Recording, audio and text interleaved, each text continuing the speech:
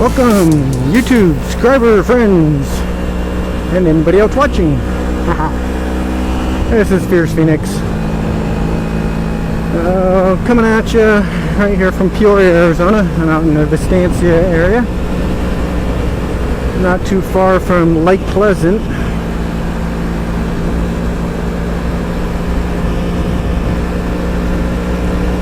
So today I wanted to talk to you about technology. Oh, wouldn't do, but left my turn signal on. Technology. I just finished watching the Apple event the other day, the keynote that they had about the new iPad, Apple TV, and the iPhone. And don't get me wrong, I used to be an Apple fanboy way back when. I currently own a Galaxy S6 from Samsung now, which I'm not extremely happy with it. I mean, the phone's great the way it works, but it gets really hot,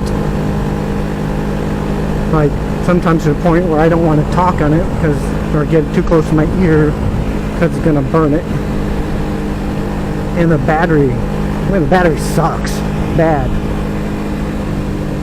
And I got to charge the thing even with minimal use at least twice a day.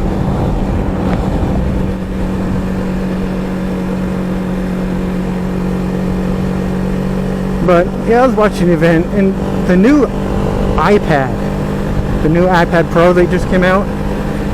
What were they thinking? I don't know. I just don't see a big market for that, if really any. I mean, that thing's almost 13 inches, 12.9.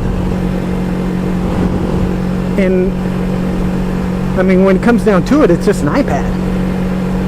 I mean, it's not a computer. You can't install any programs or anything on it, and you gotta hope that there's an app that you can install for what you want to use. I mean, granted, there's millions of apps out there that you can use on it,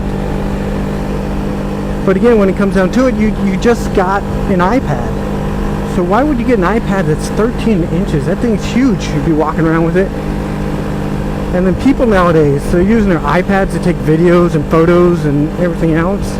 I mean, I went to Universal Studios not too long ago, and there were a few people who had their iPads out taking video. I mean, this guy's got his iPad out in front of people, blocking the view. So I don't get it. You can have a 13-inch iPad out there taking photos. What is that all about? And then the new Apple TV they have, man, it's kind of cool. And now you can install apps and play games on it with the new remote. But the old Apple TVs that are out aren't getting the new update. It's kind of So like I've got I got 4 Apple TVs. Granted, 2 are the old ones. I'm gonna turn here. 2 are the really old ones, the 2nd gen, and 2 are the 3rd gen.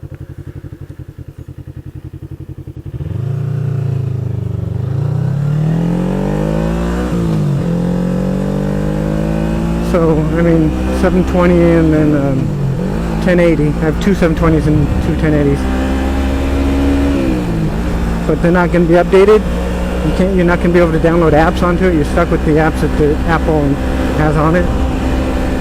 And then the new Apple TV comes in either 32 gigs or 64 gigs, which is pretty good. And I'll come back to that when I talk about the iPhone. And then the new remote is actually kind of cool because it's touch sensitive. The only thing I'm kind of disappointed is they got rid of the IR blaster in it, and it's all now Bluetooth. So that's not too bad. And then the iPhone. They did a great job on the new 6S and 6S Plus on the updates with the new Force Touch and all that. But then again, and it now takes 4K video, which is actually pretty cool.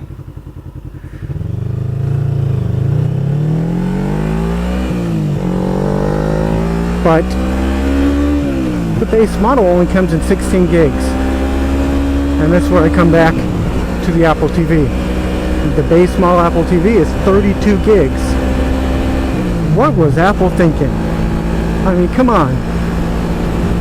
I think like a 2-minute 4K video is going to take up 40% of the battery, or sorry, 40% of the memory. That is crazy.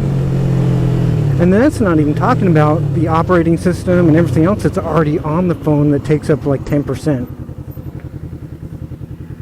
Actually, probably 16 gig probably takes up more, closer to 20. Why do they not just start with a 32 gig? That's nuts. Also, back with the iPad Pro, the starting price, $800. Oh my goodness, for an iPad. And then of course your iPhones are the same price they always are, a 2-year contract. But anyways, give me your thoughts of what you think about the new Apple stuff coming out. Again, I've always been an Apple fan guy. I like most of the Apple products, but still, I mean, just recently, good old Tim Cook. Oh, and talk about something. I remember Steve Jobs way back when saying that he will never have a stylus. Never. Stylists are just not for Apple. There's no place to put them or anything else. And now they come out with what they call the Apple Pencil, which is essentially a stylus for $100. And you can only use it on the iPad Pro. And then the iPad Pro, you can get a keyboard, but I think that's another $150. So to get all the accessories in the iPad Pro, man, you're looking at close. No, you're looking at over $1,000.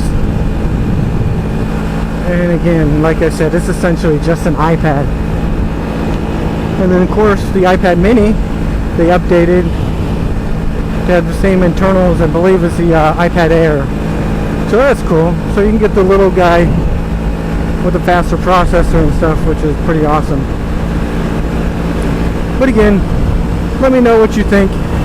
Again, if you like this, what you see, go and give me a thumbs up and subscribe to the channel. If you have any comments, leave them in the comment section. Don't forget to subscribe to all my wonderful channels: Facebook, Twitter, Instagram, and Google+. Anyways, you all have a great day. You take care, and this is Fear Speedy, and I'm out.